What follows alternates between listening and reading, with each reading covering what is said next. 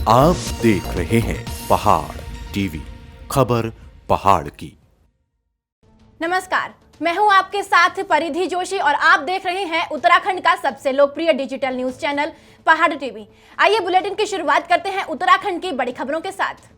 आज गदरपुर तहसील में राष्ट्रीय बजरंग दल अंतर्राष्ट्रीय हिंदू परिषद के प्रदेश अध्यक्ष डॉक्टर राजीव महाजन के नेतृत्व में कार्यकर्ताओं ने हाथरस की गुड़िया के कातिल दरिंदों को फास्ट ट्रैक कर 1 माह में फांसी की सजा देने की मांग की। राज्य सरकार ने कोविड टेस्ट को लेकर लिया बड़ा फैसला। अब 719 रुपए में होगा रैपिड एंटीजन टेस्ट। कोई भी लैब इस आदेश का उल्लंघन करते हुए अगर पाई जाती है तो उस पर कानूनी कार्रवाई की जाएगी। जिला कांग्रेस कमेटी के आह्वान पर चमोली नगर और ब्लॉक कांग्रेस के कार्यकर्ताओं ने यहां हाथरस में युवती के साथ गैंगरेप और हत्या के विरोध में कैंडल मार्च निकाला। कल रात अचानक कालसी बाजार में एक परचून की दुकान में आग लग गई, जिसकी वजह से कालसी बाजार में अगल बगल की दुकानों में अफरा तफरी का माहौल बन गया। दुकान में रखा लाखों का सामान जलकर खाक हो गया।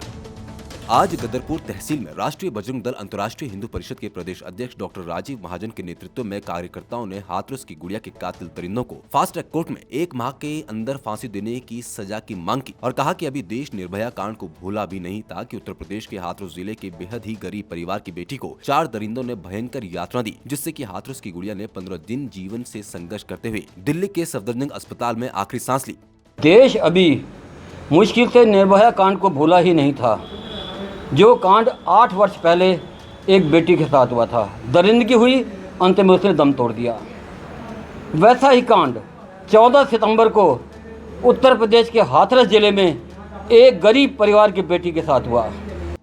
राज्य सरकार ने कोविड टेस्ट को लेकर बड़ा फैसला लिया है। अब 719 रुपए में होगा रैपिड एंटीजन टेस्ट, जिससे पता लगेगा कि कोरोना है या नहीं। ये रेट उत्तराखंड सरकार ने तय किए हैं। निजी टेस्टिंग लैब भी अब 719 रुपए में ही ये टेस्ट करेगी और अगर कोई भी लैब इस आदेश का उल्लंघन करते हुए पाई जाती है तो उस पर कानूनी कार्रवाई की जाएगी। स्वास्थ्य सचिव अमित नेगी ने ये आदेश जारी किए। जिला कांग्रेस कमेटी के आह्वान पर चमोली नगर और ब्लॉक कांग्रेस के कार्यकर्ताओं ने यहां हाथरस में युवती के साथ गैंगरेप और हत्या के विरोध में कैंडल मार्च निकाला और मृत आत्मा की शांति के लिए 2 मिनट का मौन रखा। लोगों ने दोषियों को कठोर सजा देने की मांग की। इस दौरान हुए प्रदर्शन में स्थानीय लोगों, महिलाओं और वाल्मीकि समाज के लोगों ने भी भाग लिया। कांग्रेस जिलाध्यक्ष वीरेंद्र सिंह रावत ने कहा कि भाजपा की सरकार में रेप की घटनाएं बढ़ने लग गई हैं। उन्होंने दोषियों को कड़ी सजा दिलाने की मांग की। हाथरस में जो मनीषा बाल्मीकि बहन थी, उसको जो है भारतीय जनता पार्टी के लोगों के द्वारा और जो कुछ तथाकथित लोग थे उनके द्वारा बलात्कार हत्या की गई है। उसके विरोध में जो कांग्रेस पार्टी और वाल्मीकि समाज और कर्णप्रयाग की पूरी जनता आज कैंडल मार्च निकाल रही है और हमारी मांग है कि जो दोषी है उनको तत्काल जो है फांसी की सजा दी जाए। हमारे देश की बहुत सारी लड़कियां कमजोर पड़ रही है।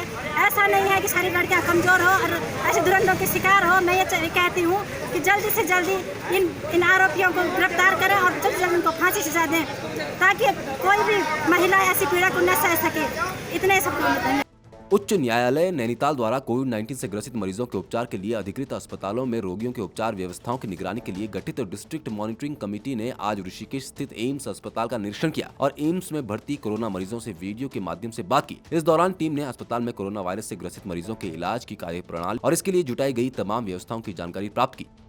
मैंने यहाँ पर पेशेंट से भी, जो कोविड-19 पेशेंट्स हैं, उनसे भी बात की with the help of through video conferencing and काफ़ी पेशेंट्स ने, सभी ने मुझे यह बताया कि वे यहाँ की सर्विसेज से बहुत सेटिस्फाइड हैं, उन्हें किसी तरह की यहाँ कोई दिक्कत नहीं है। और ये बात मैंने रैंडमली पेशेंट से की थी। कल रात अचानक कालसी बाजार में एक परचून की दुकान में आग लग गई, जिसकी वजह से कालसी बाजार के अगल बगल की दुकानों में अफरा तफरी का माहौल बन गया। मौके पर पहुंची फायर ब्रिगेड ने किसी तरह आग पर काबू पाया, लेकिन तब तक दुकान में रखा लाखों का सामान जलकर खाक हो चुका था। उत्तराखंड में कोरोना का बढ़ता कहर लगातार जारी है। स्वास्थ्य विभाग ने कोरोना संक्रमित मरीजों की लेटेस्ट रिपोर्ट जारी की है। राज्य में कल 1005 और नए मरीजों में कोरोना की पुष्टि हुई है। उत्तराखंड में कोरोना संक्रमितों का आंकड़ा पहुंचा 49,000। प्रदेश में अभी तक 39,035 कोरोना पॉजिटिव मरीज ठीक हो चुके हैं। प्रदेश में मौजूदा कोरोना संक्रमितों के 9,111 एक्टिव केस है। राज्य में अभी तक 611 कोरोना पॉजिटिव मरीजों की मौत हो चुकी है। इसके साथ ही 15 अक्टूबर से खुलेंगे सिनेमाघर, थिएटर, मल्टीप्लेक्स। केंद्र की जारी हुई गाइडलाइन 50% दर्शक ही सिनेमा हॉल में बैठ सकेंगे। स्कूलों को खोलने को लेकर राज्य सरकार लेंगी फैसला। कंटेनमेंट जोन के बाहर छूट का बढ़ेगा दायरा। उत्तर प्रदेश के हाथरस में बेटी के साथ दिल दहला देने वाली घटना से हर कोई गुस्से में है और मनीषा के लिए इंसाफ की मांग को लेकर लोग सड़कों पर उतरने लगे हैं। डोईवाला महिला मोर्चा मंडल अध्यक्ष चंद्रकला ध्यानी, अल्पना प्रजापति, वर्षा वर्मा के नेतृत्व में तमाम महिला कार्यकर्ताओं ने डोईवाला चौक पर यूपी के हाथरस में मनीषा वाल्मीकि की मौत की जांच की मांग करते हुए उसके लिए इंसाफ की मांग की। साथ ही बेटी के दरिंदों को कठोर से कठोर सजा देने की मांग को लेकर कैंडल मार्च निकाला गया। इससे डोईवाला में ही नाराजगी नहीं है, पूरे देश में नाराजगी है। क्योंकि देखिए कई घटनाएं ऐसी हो चुकी है भारतीय जनता पार्टी की जो सरकार में। मनीषा जी एक देखो 19 साल की लड़की और उनकी जो दुर्दशा की गई, क्या बीतेगी जब ये महिलाओं को सुरक्षा ही नहीं दे पा रहे हैं, तो क्या हम इनसे आगे की उम्मीद करें। हाथरस गैंगरेप पीड़िता की मौत के बाद देश भर में गुस्सा है, जिसको लेकर अब देश के हर एक कोने में लगातार प्रदर्शन हो रहे हैं। सभी राजनीतिक दल और संगठन पीड़िता के लिए इंसाफ की मांग कर रहे हैं। देहरादून में आज आम आदमी पार्टी ने जिलाधिकारी कार्यालय पर प्रदर्शन किया और पीड़िता को इंसाफ दिलाने के लिए जिलाधिकारी के माध्यम से राष्ट्रपति को ज्ञापन भेजा। आम आदमी पार्टी की मांग है कि इस मामले में जो भी दोषी हो उनके खिलाफ सख्त कार्रवाई होनी चाहिए और साथ ही दोषियों को बचाने वाले पुलिस कर्मियों के खिलाफ भी कड़ी कार्रवाई की जानी चाहिए। जो यूपी पुलिस, यूपी प्रशासन और यूपी सरकार इतनी बेखौफ इन्होंने अपराधियों को छोड़ दिया है। जब 14 तारीख की घटना थी और उसकी माँ रिपोर्ट लिखा रही थी, सबसे पहले क्वेश्चन ये उठता है तो आपने उसकी रिपोर्ट क्यों नहीं लिखी? पहली बात। अब यूपी सरकार और योगी सरकार ये बताए, क्या 166 के अंदर धारा 166 में अब पुलिस प्रशासन के खिलाफ कोई मुकदमा लिखा गया? जबकि उन्होंने आधी रात में बिना माँ बाप को दिए हुए बॉडी आपने जला दी। मनीषा के साथ बर्बरता हुई है, हाथरस हुई है, क्योंकि हाथरस की बात नहीं है। मनीषा जो है पूरे देश की बेटी है और ये किसी एक समाज का मामला नहीं है, पूरे समाज का मामला है। और इसके लिए हम ये कहना चाहेंगे कि जब तक इसमें इंसाफ नहीं मिल जाता हम इसी प्रकार आंदोलनरत रहेंगे। 2014 में हमने बहुत से नारे सुने थे कि बहुत हुआ नारी पर अत्याचार, अब की बार योगी सरकार, अब की बार मोदी सरकार। कहाँ है योगी सरकार, मोदी सरकार? आज हम हिसाब मांगना चाहते हैं, आम आदमी पार्टी आज हिसाब मांगना चाहती है कि ऐसे बलात्कारियों का आप क्या कर रहे हैं। टिहरी श्रीनगर राजमार्ग पर 0 पॉइंट के पास एक मैक्स वाहन कोटेश्वर झील में समाई। जल पुलिस और एसडीआरएफ के गोताखोरों की मदद से रेस्क्यू जारी है। रेस्क्यू के दौरान दुर्घटना में एक शव को निकाला गया है। दीक्षा रावत मौली उखीमठ, जिसकी उम्र करीब 23 वर्ष बताई जा रही है, उसका शव मिल चुका है। मैक्स वाहन में कुल 4 व्यक्ति बताए जा रहे थे। बताया जा रहा है कि वाहन देहरादून से रुद्रप्रयाग की ओर जा रहा था। वाहन में एक परिवार के 3 सदस्य मौजूद थे, जिसमें एक सदस्य का शव रेस्क्यू टीम के द्वारा बरामद कर लिया गया है, जबकि परिवार के 2 सदस्य सहित एक वाहन चालक अभी भी लापता चल रहा है।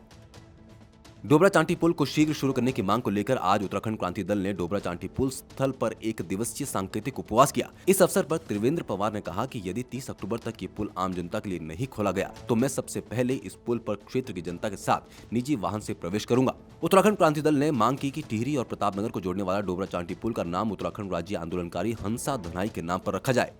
उपवास रखा है, धरना दिया है कि सरकार जल्दी से जल्दी इस पुल का आवागमन शुरू करे, यातायात खोले और सुविधा जनता को हो।